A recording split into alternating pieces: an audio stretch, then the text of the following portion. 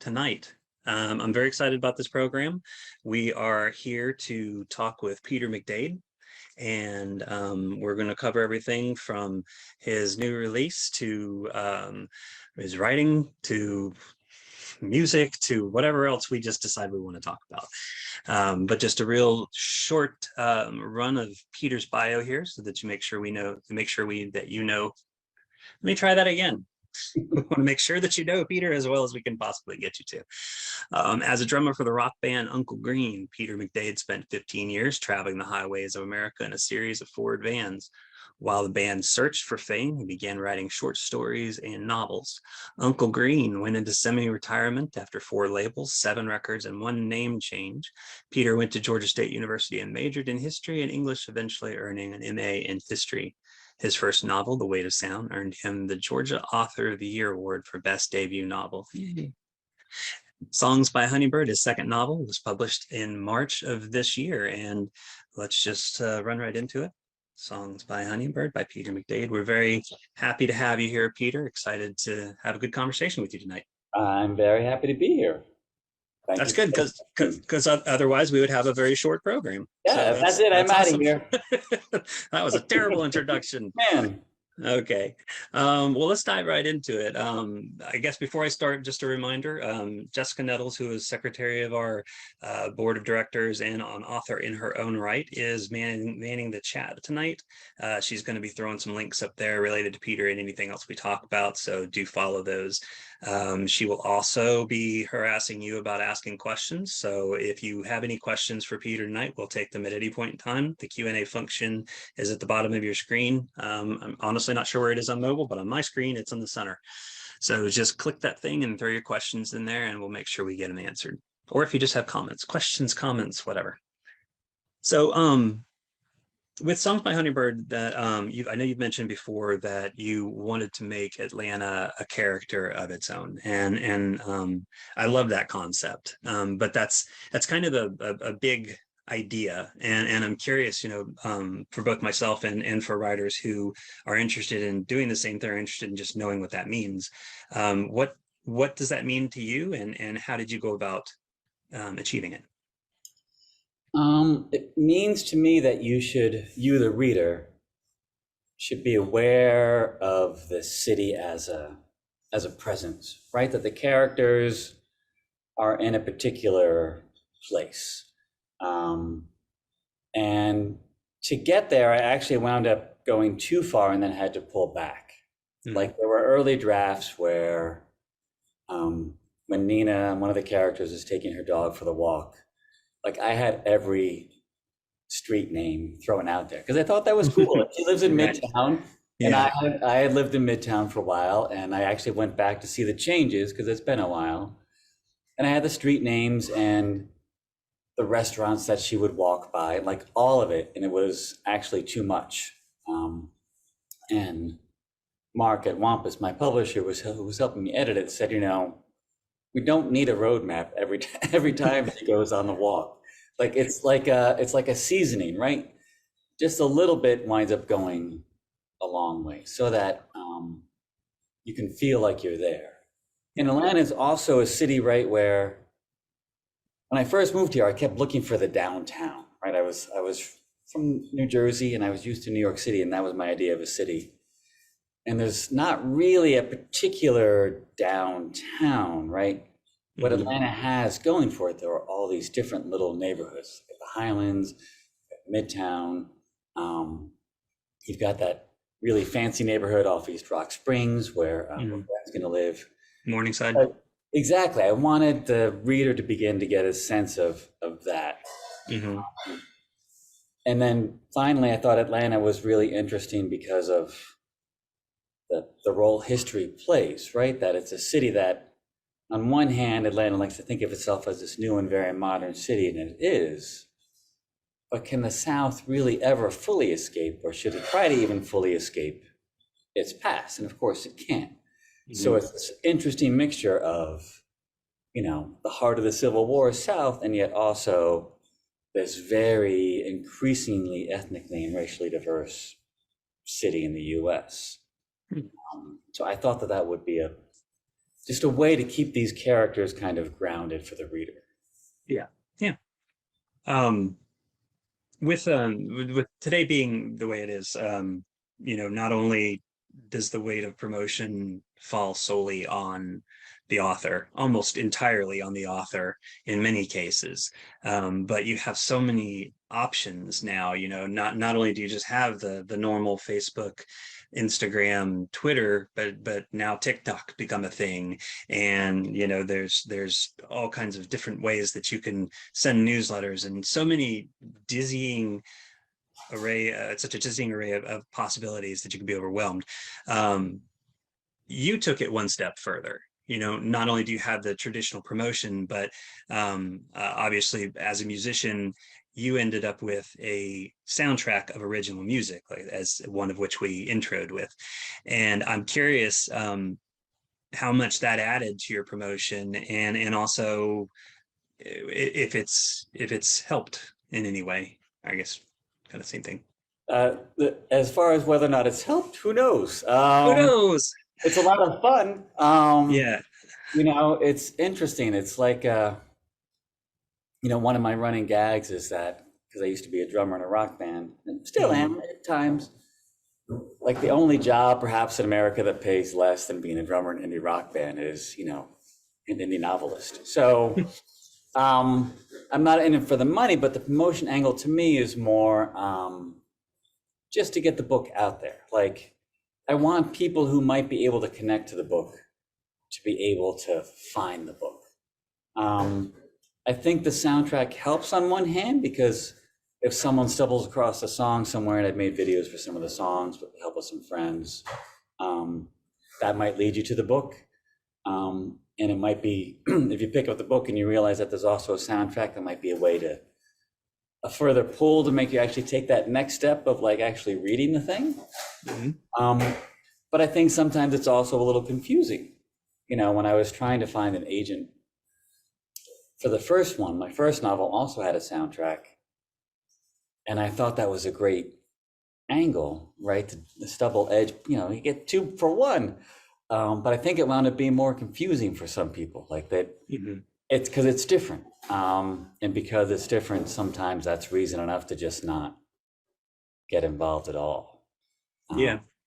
But for me now, it's like it's really all about the book launch. And so I got to throw this book launch, and you put the band together to play the book launch. And so you wind up having this night where you get to talk about the book, and then this fictional band is actually on stage playing the songs that were in my head when I was writing the book. And so it becomes very satisfying for me. Yeah. And then I think that that's one way to help spread the word. Yeah.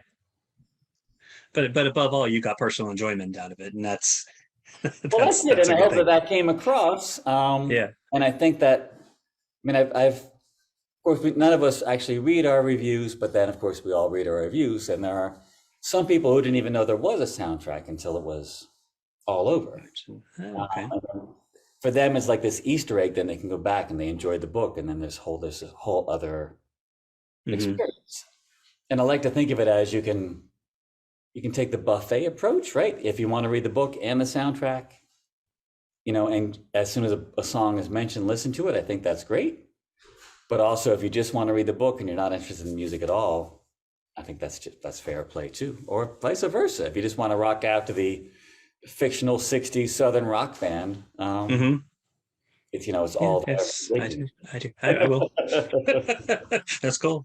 Yeah, we'll just keep rolling with music, because I'm very excited to broach this topic with you, because like you did this original playlist. I only thing that I had ever done in the past with The Weight of Ashes and with what I'm working on now is pulling a playlist of music that I mentioned. And so it's kind of, still kind of interactive and fun kind of thing. But my mind is blown by the idea of original music. I wish I had the ability to do that. But obviously, through your first 2 books and through your professional existence, music has been a focus for you. It's certainly been a focus in the first 2 novels. And I feel like that speaks as much to the importance that music plays for you in your life as it does in your stories.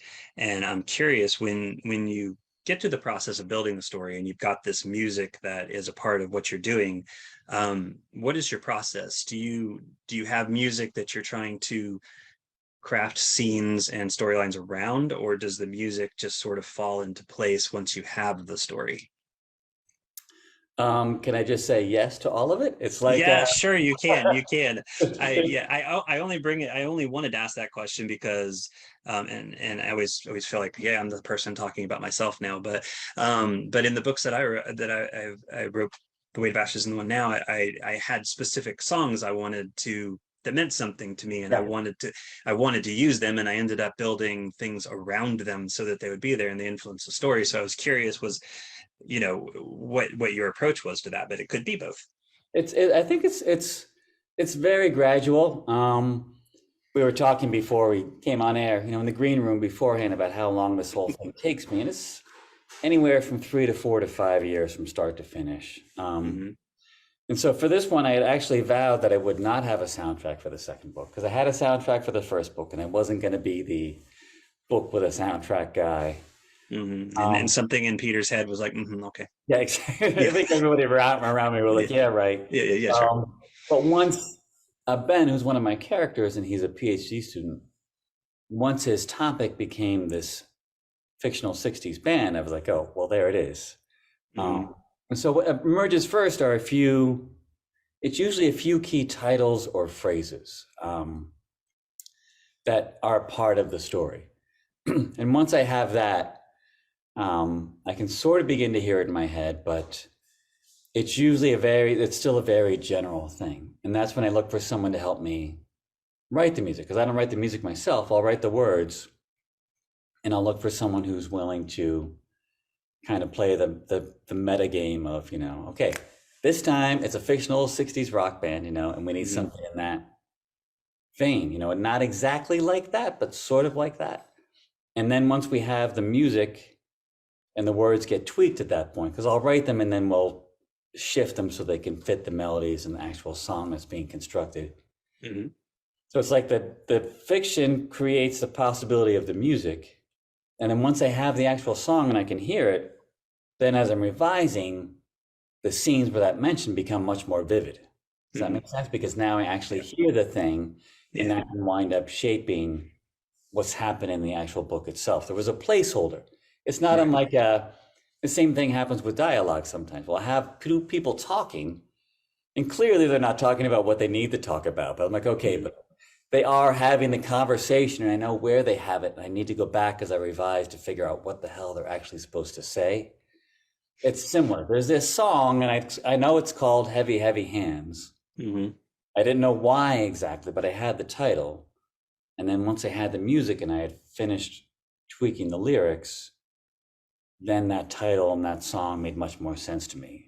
And how does that compare? Because now I'm curious, and we're going completely off books back to music. But how does that compare to your life as a musician? When you're creating a song, are you coming up with like, okay, I have title Heavy, Heavy Hands, okay, what does that mean? And then I'm writing the lyrics, and then I'm doing the music. I'm a complete novice in that area, but it sounds like there has to be a similar approach to it. Yes. Now, in most of my music career, I was drummer dude, so I wasn't actually Your writer dude. I wasn't actually as involved in the process, but drummer dude watching everybody else. Which I think has helped me. Again, I'm not writing music, but in terms of actually learning how to help shape the songs or to think, and this rarely happens with my musical collaborators. It's close, but that sound needs to be a little more this or that. Where it's actually, to bring it back to writing, where this has actually helped me with fiction, is that there is a lot of similarity in the construction, and that a good song tends to begin more out of inspiration, right, than out of pure construction, right? I'm going to write a pop song at 120 beats per minute. That's 3.5 minutes long. Well, you don't start there. You start with a phrase or an idea or a riff.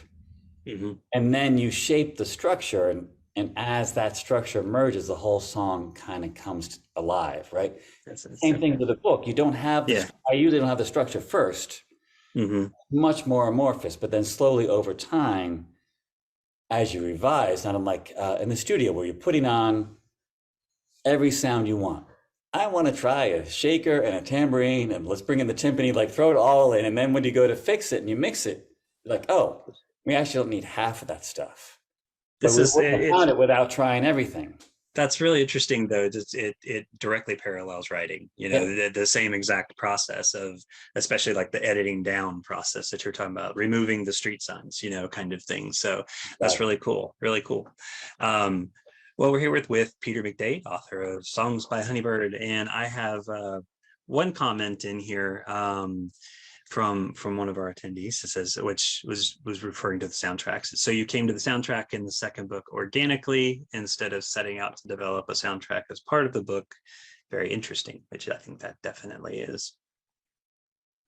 Yeah, I was determined not to, but there it is. There are nights I'm determined not to eat ice cream, but that doesn't happen either. So um I feel like we go on and on about music, but I do want to get back to the writing process. Right. And with Honeybird, you write this in present tense, and which I am always fascinated by that. I tried it before, and I can't maintain it. To writers, it can be part of like this argument about whether first or third person is better, or whether outlining or pantsing is better. It's kind of present tense versus past tense. It elicits a reaction from writers, and I'm curious if that was something that you chose, just a stylistic choice, or something that became or came out organically from the writing. Yeah, it's. I will confess that as a young reader, I hated the present tense, and I thought I will never do that to my readers. In the last book, I used it in some of the chapters, and some chapters I didn't. And in this book, the events happening in real time, so to speak, in the current timeline are present tense, and the flashbacks are past tense. Yes, that's right. And that became a good way for me to both keep the two separate in my head, because their relationship, Ben and Nina are the main character, and they've broken up before the book begins. But what happened in the past winds up playing a role in what's going on in the present. And just stylistically, it flowed better to me than when you have a lot of flashbacks, you have to like get to the whatever it is, a past perfect or whatever that other past tense is. It's not a composition class. We don't have to go through all that. Exactly, but it does wind up being like she had done, like, it becomes a little more complicated. Right. But also then it wound up, I think, for me, working, because a lot of the book is these characters working towards living in the present, and the ability to enjoy being in the moment as it happens is one of the themes that I saw developing, second or third years, when I finally begin to see some themes. And so the present tense stuff made sense to me that way. It's almost like that had come first, and that was almost me leading myself to what one of the themes was. And so I hope that it flows pretty well back and forth. I also completely understand if you're out there in Radio Land listening, you're like, I'm going to heave this book across the room because it's in present tense. I get it. I'm the same way with second person, where you're addressing you. Mm-hmm. There's a book by forgetting it. Interior Chinatown is a book that came out a couple years ago, and it begins in second person. I really was just like, I can't do this, but I wanted to read the book, so I put through it, and I wound up enjoying it in spite of that aspect of it. Yeah. No, it's all of that stuff. Like I said, there's no gray area. You tend to fall on one side of it, other. But the word never as a writer is such a bad idea. I'll never do that. Well, I didn't think I would ever write a first person point of view, and yet I wrote a whole novel in it. See, So I tried first person, and it's never worked. I have a rough really? for what will be the fourth book. I'm on the third book now. Mm-hmm. I have a rough idea for the fourth book, and I'm going to try to at least start in the first person. Yeah. And see what happens. Just as almost like as an exercise. I think the book will work better that way from what I've seen of it Hmm. so far. But I reserve the right to completely change my mind as well. Yeah, it's a fun exploration when you start building a story and trying to decide what point of view and what person that you want to tell it in, what the story demands, and all these elements that play into it, and you may end up. I don't think I don't think either of us will end up writing a second person, but you never know, and One never so knows. You one never never knows. know. You may one So, day find yourself writing a book in the second person. Yeah. yeah, so um, well, throughout Honeybird, there's subtle humor that you weave into it. Something that I love when you're dealing with dramatic issues or difficult issues to kind of throw those moments in there. And there's one line in particular that I could have picked any number of them, but one line that I just every time I read it, it makes me laugh for some reason. And it was he listened to music quite often, quite loudly, and by the time he was 12 or 13, quite stoned.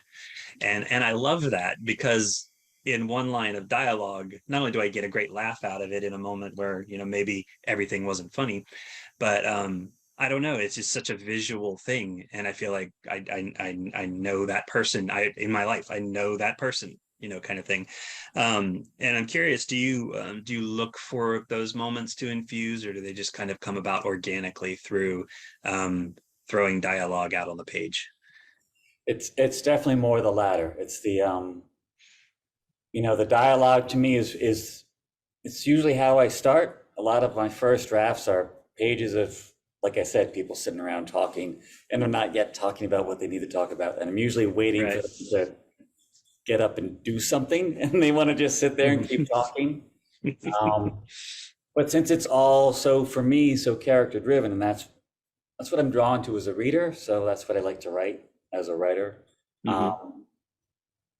I feel like we're all, at least all of my friends are at times pretty funny. Um, it's a way that we as a species, right, to get back to heavy, it's like how we get through the existential crisis, right, that someday we're all going to be, food for the worms, right? Hmm. It's everyone you're talking, everyone the sound of my voice is someday going to be dead. Let's go have dinner. Hmm. So Right. it's a way to kind of keep all that in balance, but also ideally, and this is going back to the first part, that your first choice was looking for those opportunities. When you revise, right, the ones you leave behind, the moments of humor you leave behind, are ideally the ones that multi-purpose, right, that can reveal a little humor, but also reveal something about that character. And I'm glad Hmm. you picked out that line because yes, it's somebody trying to relate to somebody else through dialogue, Hmm. this person who's no longer here, right? And how do we make him alive through dialogue to a complete stranger and to the reader? So I'm Yeah, glad that well, it does. it did. Well, I mean, I love visual writing. I love, any writer that can create an image in my head without having to explain it. And it was the simplicity of the line that I loved, but I don't know, just a sort of casual throwaway. That 12 or 13, stoned, great, no, I love it. So yeah. Um, so musician, you did some writing, suddenly you're writing books. How let's talk about the path to the publication. How did you get your first book, the Weight of Sound, published? How everybody's story is different, and Yeah, I'm curious about everybody. yours. I mean, first I had to write something that was good enough for me to actually to actually consider publication. Um, I started writing for my own amusement back in third grade, just as a way to kind of pass the time and create characters right on the page. And all throughout my career in the band, you know, spoiler alert, there's a lot of downtime in a band, in a van, and pre-internet, right? What are you going to do in the van? You're going to read all day on that 8-hour drive, or you're going to nap. Um, and I also was usually working on a book, and I have in the closet behind me, there's a box of like 8 or 9 really bad novels, Hmm. and I hadn't figured out how to do it yet. So with the weight of sound, I felt like not only did I have the energy now, perhaps to to pursue this because the band was basically retired. And I'd gone from that to being a stay-at-home dad, and the kids were older, so I didn't need to quite do that as much. Mhm. Um, I first began, like I said, to try to find an agent, and I found that process for me just kind of soul-sucking. No offense to anyone who ever hears this as an I think agent. you'll get a lot of solidarity on that one. So Um, don't feel like you're and straying off the cliff there. a lot of like post-traumatic stress from the band days where, this was pre-internet. You would make a cassette and you'd stick it in an envelope and you'd send it out into the universe like, please listen to my tape, Hmm. and not hear anything for months. And this was not unlike that, right? A cold email like, hey, you've never heard of me and you're going to get 25 unsolicited emails today, but do you want to perhaps look at one of my books? I actually got one who took a page and then he wanted the first 50 pages. And the reaction was that the book was too quiet. And I think that it was someone looking for a book about rock that was more, I don't know, Motley Crue, parties behind the scenes and stuff. And that was not, No, again, it was okay. a character driven book. So it just wasn't for him. And that's Mhm. completely fine. But it was like you spend a couple of months on that whole process. And it's like, oh my God, how Yeah. long is it going to take? Hmm. Meanwhile, there was an indie publisher named Wampus who had helped Uncle Green distribute. Another sidebar, this last record we'd recorded for Sony. Tapes had been lost. 12 years later, we got the tapes. We released it, and Wampus helped us, and they also put out books. And so Mark at Wampus had read the book and listened to me kvetch about agents, and he did say, if you ever want to talk about publishing at Wampus, we'd love to have you. And so I was like, all right, I'm done. Because he also understood the book and soundtrack component really well because they do both. And I was super drawn to the indie publishing idea, because of the timeline, right? So I don't have to wait for an agent and then get in the queue. For those of you who don't know, then you have to wait until the agent decides that you can be added to their queue of things that will go out. And then if you're actually lucky enough to find a publisher, well, then it's usually a year after that before it even comes out. Hmm. So he understood both, and he got it. And back when Uncle Green was making records, we worked with major labels, and certainly you enjoy the expense account, which of course is all coming off your money eventually. But you enjoy that, and it's like the potential, like you're a part of the Sony machine. You could thread the needle, and really, like, the machinery is there to make it really big. But our years on DB Records, which is this label out of Atlanta, were just so, like, we were so appreciated. Like, they got us, we got them, right? And I was looking for that kind of relationship, and that's what I found with Wampus.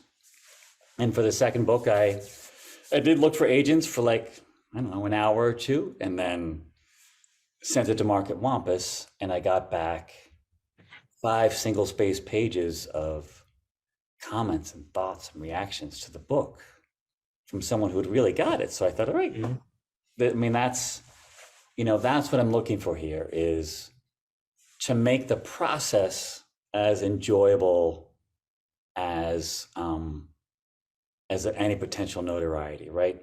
We should all be able to enjoy the process, from the beginning to the end, to even when it comes out, and the people you're working with. Let's face it, I'm a certain age where I'm doing this because I love to do it, and I want to be surrounded by people who appreciate that. Sure. Yeah. And it must have been very rewarding for you, having gone through all that, to have found somebody that not only showed an interest in it, but gave you pages of comments that told you that he got it. Right. Yeah. So I mean, that's awesome to be able to find that. So, For those who are watching at the moment, if you have any questions for Peter, please add them to the Q&A. I'll be glad to pick them up at any point in time here. Um, so we'll keep going until we get some questions Right. from our folks. So obviously, our artistic life weaves in between music and writing. We have established that well, and we may have even already addressed this question. You know, just the parallels that you see in the creative processes. But is there anything from your writing? I mean, from your musical experience, even if it is just Drummer Boy, that helped benefit you when you sat down to write your first manuscript, or let's call it your first good manuscript Yeah, in the the way to first good sound. one. Yes. Definitely, as I said earlier, the idea that all ideas are welcome. So I call my first draft, I like to imagine myself as different creatures for each draft. And so my first draft is the guy who welcomes everyone to the party. So if some strange person shows up at the door and I really don't know who it is, I'm like, come on in, let's see what happens. And it's the same way in the studio. If somebody says, I want to try adding a second guitar on the chorus, the right answer in a well-functioning band usually like, yeah, go try it. Now it might be that after 3 seconds, everyone looks at the guy and goes, stop it. No, that doesn't work. Not what we need to hear there.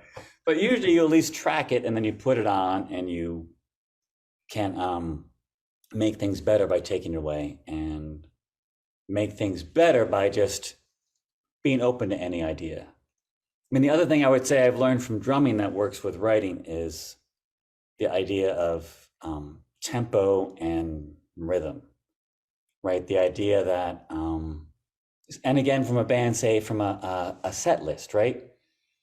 You have 45 minutes to an hour is typically what we played in a club, and you want to make sure that the tempo and the pacing of the set list is matching what you're trying to get across. So the Ramones come out and they basically play, the same tempo for an hour, and that's what they do. We wanted to weave more, and you don't begin typically with the slowest one unless stay where you do. Like any of these rules can be broken. Mm-hmm. It's the same thing with a novel where I've learned that a couple of pages where people just talk at each other is fine. In fact, sometimes that's exactly what you need. But then if you can pull back and have a few paragraphs where you drift more into like longer sentences and you're slowing the pace down for a minute and letting the reader kind of catch a breath as you shift into another moment, right? That this is crucial. And that's definitely something that I picked up from drumming that I learned, that I brought with me to writing.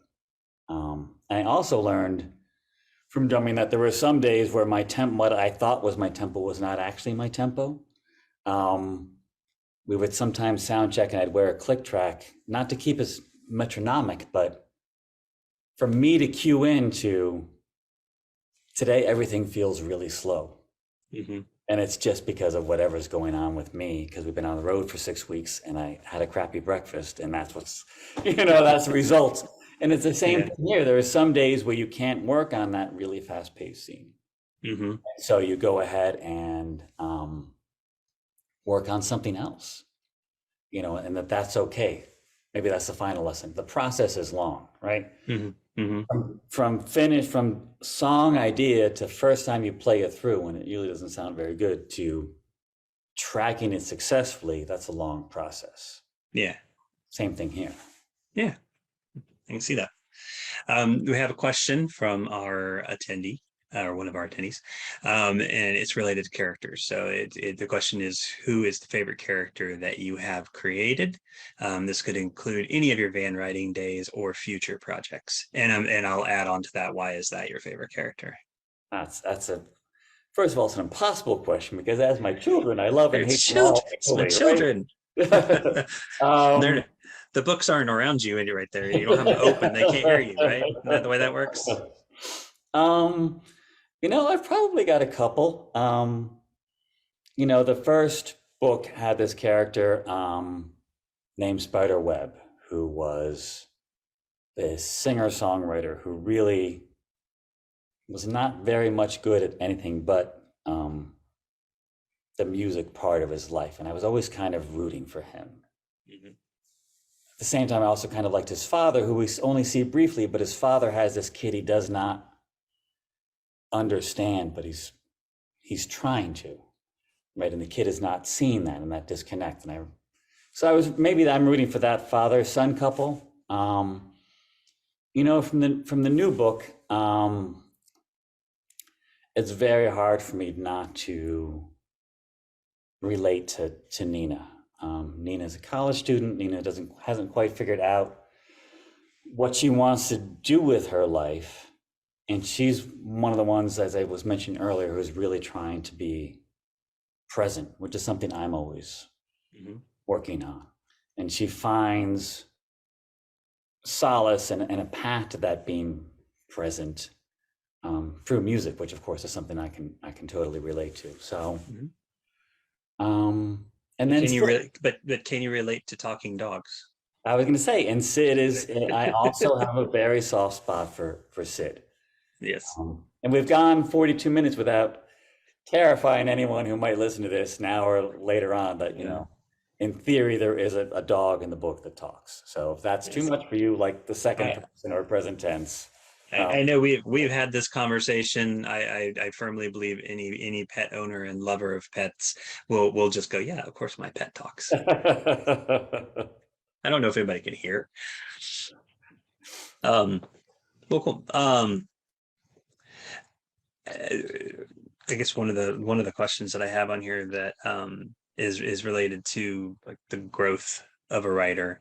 You know, you encounter a lot of different people, you read a lot of different books, or even through your own writing, you can gain valuable lessons that alter the way you are as a writer. And I'm curious if you had any of those points of inspiration or breakthroughs that have helped focus you further as a writer. Yeah, I mean, countless. I really, it's always very rewarding to go off and to go to a conference or to go to a bookstore event with other writers, and you know, it's fellow members of your tribe.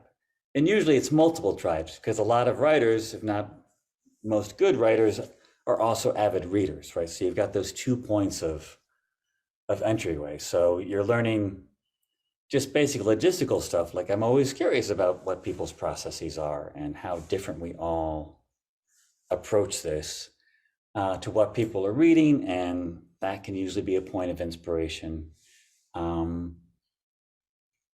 And going off again at the conferences and the meeting, the readers themselves it's also usually very inspiring. Like, if somebody who's going to buy it, or every now and then those magic days where you meet people who read it and you can tell from their conversation that it worked and that they connected.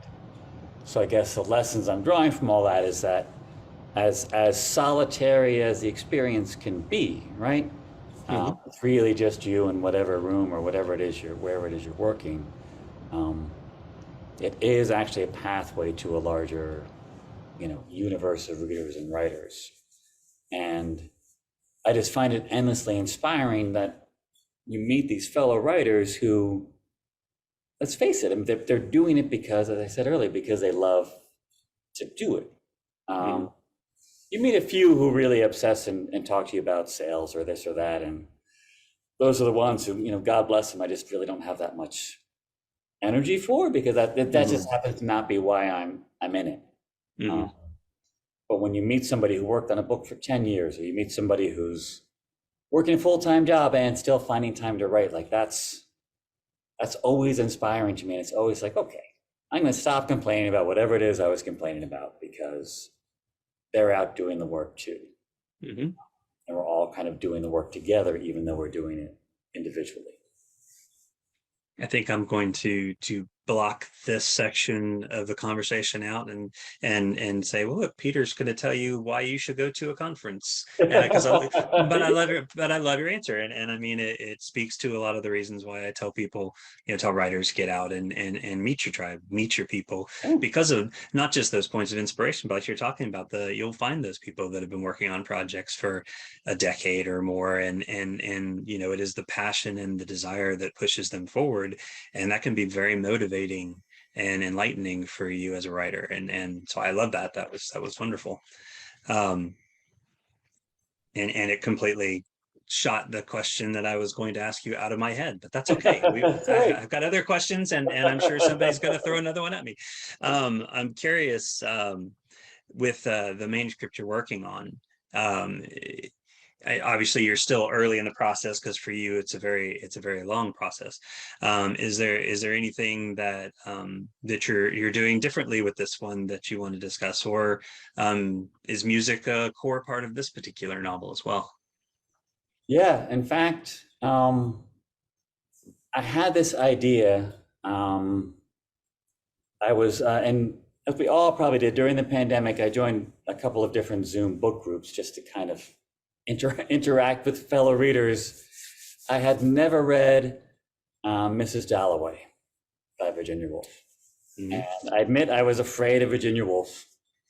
And I found it funnier than I had expected, and I found it very engaging. But what I really connected with was the fact that it's over one day. And then I read some reviews, and I read some review about how it's just that the day, and this one review was saying it's a day in the life of an average English woman. I'm thinking, well, she's not really that average. I mean, her biggest concern is buying the flowers for the party, and the biggest crisis is a problem with the dress, and her maid fixes it because Mrs. Dalloway has some coin, right? So I thought I want to see a compressed day in the life of somebody from a very different socioeconomic setting. And so the new book, all I know for sure, I know a few things, but it begins and ends at 6 a.m. with our main character, who's a Burger King drive-through employee, taking the first order of the day when they open at 6 a.m. And so it follows this one character over the course of a day. And it's going to shock you, but he's also a musician. And so there will be a soundtrack, and I've decided I'm calling these first 3 books my Atlanta trilogy. There's my marketing, because they all have Atlanta as a pretty big character, and they will all have soundtracks. But it's also different because he's what we call bedroom pop. So that means that he's making the recordings in his own bedroom using the current technology. So the previous bands I've written about have been more from my era, right, where you record in a different way. And so it's one day as he struggles through, of course, a series of events. And right now I probably have too many events, and I'll figure out which ones really are important, while still balancing this need to show up at this job he hates, but it pays, and it allows him to be done in the middle of the afternoon, so at night he can go out to see other bands or to record, and like live that other part of his life as he's trying to figure out how to make that work. So I think it's called King Cow, which is the name he records under. And I can say that I did in fact work at a Burger King during my musical days. So the first book is kind of my centered around my band experience days. And the second book throws in my graduate school days. And finally, the one everyone's been waiting for, the third book will include my Burger King life. Well, I mean, if you didn't get to that, we would have to be disappointed. Right, exactly. It's what everyone was waiting for. What I wanted to ask that I had forgotten was actually kind of ties into that a little bit. It's about writing process, and since you play such a long game on the writing process, I'm curious, do you write with word counts in mind when you finally sit down? Do you just get to it whenever you can, and whatever you can get out is fine? What do you do when you get to an end of a first draft? And just since you have more time for yourself and the length of what you give yourself. Yeah. Yes. Well, I give myself that length so I don't panic. Mhm. And I just the way I do it, I don't think I could write a full book in a year. So first drafts, I write out a sequence, and whatever scene has come to my head is what I sit down and I try to. The not writing part of the day, I'm still writing. It's like some tiny part of my brain is thinking about it. Even right now, I'm thinking about some scene that I'm going to try to sit down and write tomorrow. I don't worry too much about word count, but it's really easy to track, and it's just a pretty simple measurement. I don't hold myself to any sort of particular standard, but I'm shooting over the course of a day right now in this stage of the draft. I should be banging out 500 to 1,000 pages, 500 to 1,000 words a day, just to keep things moving.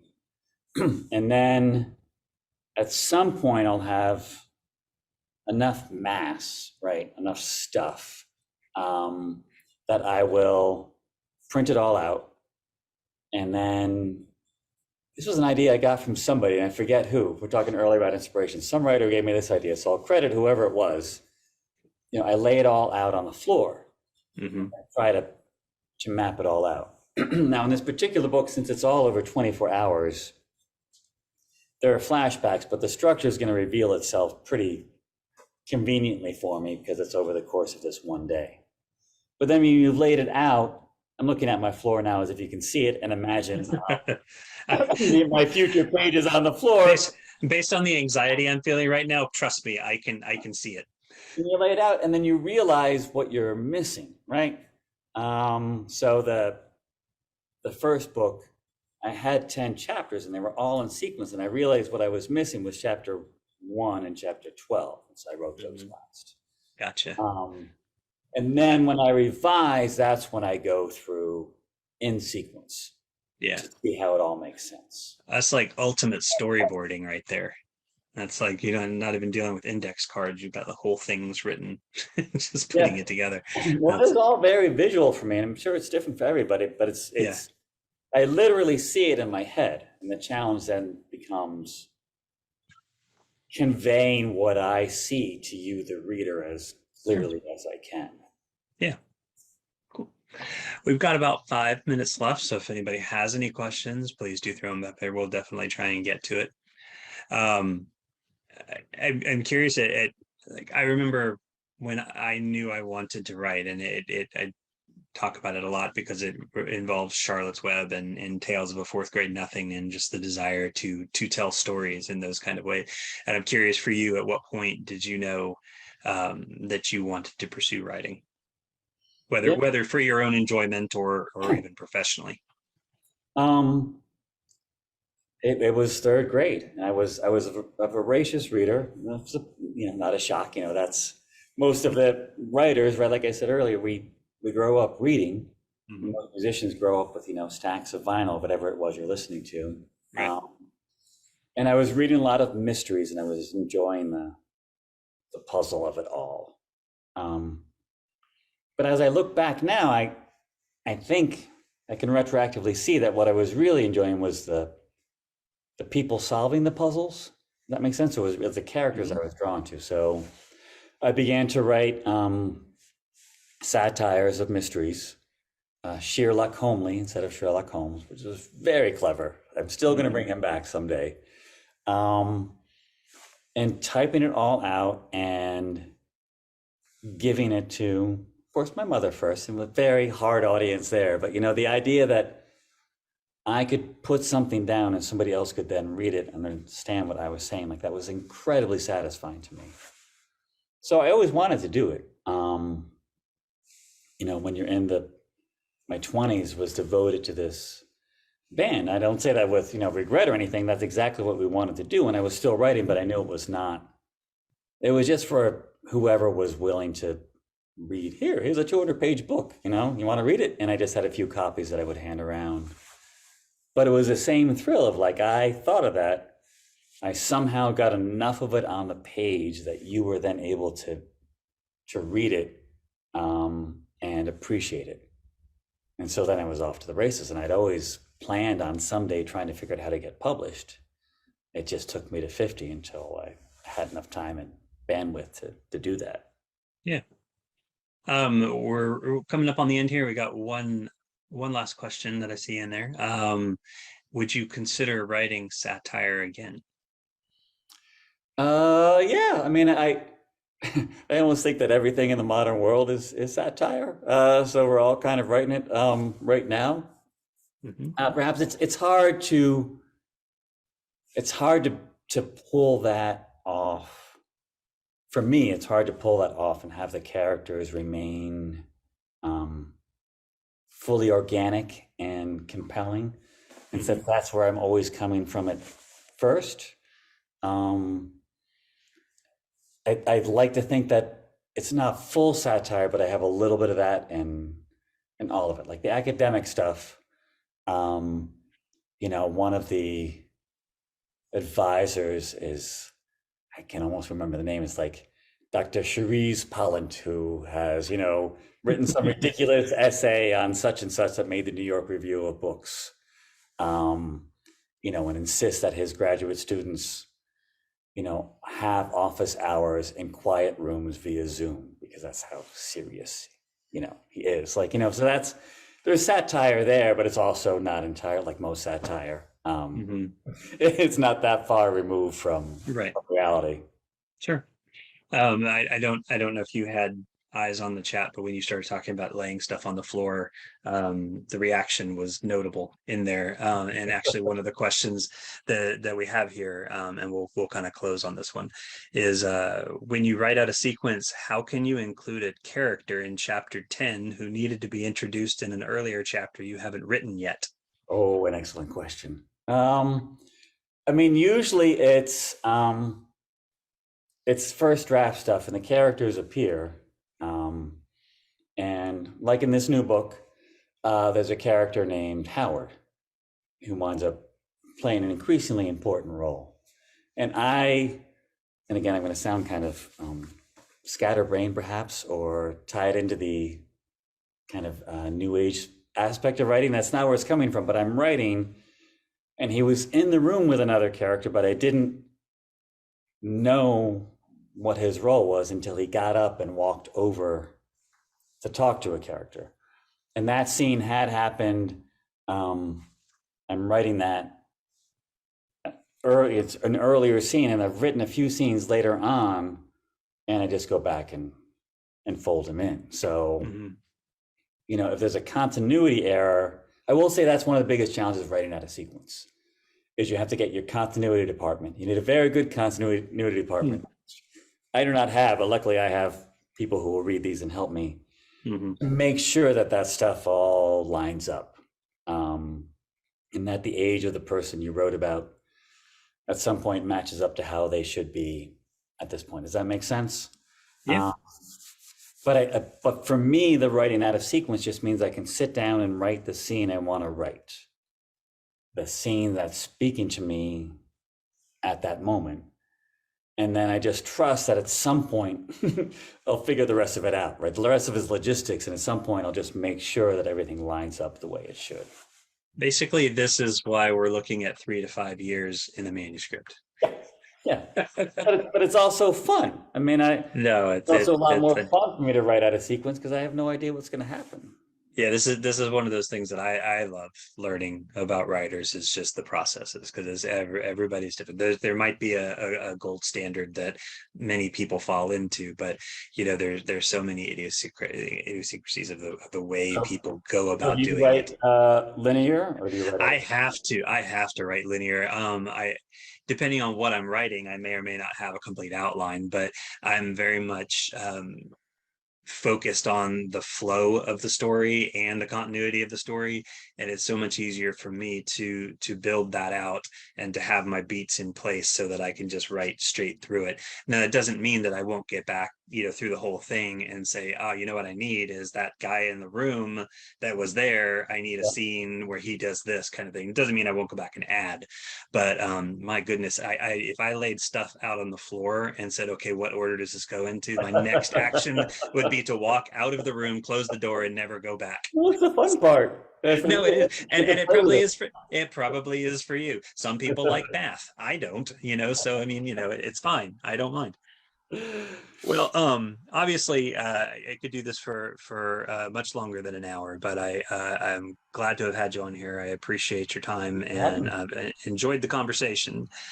So thank you very much for joining us tonight, and thank you to those of us who tuned in.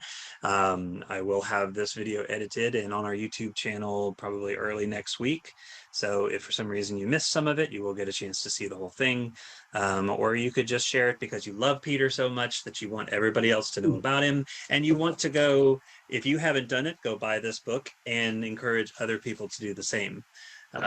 We always encourage people to check out your local independent bookstore first.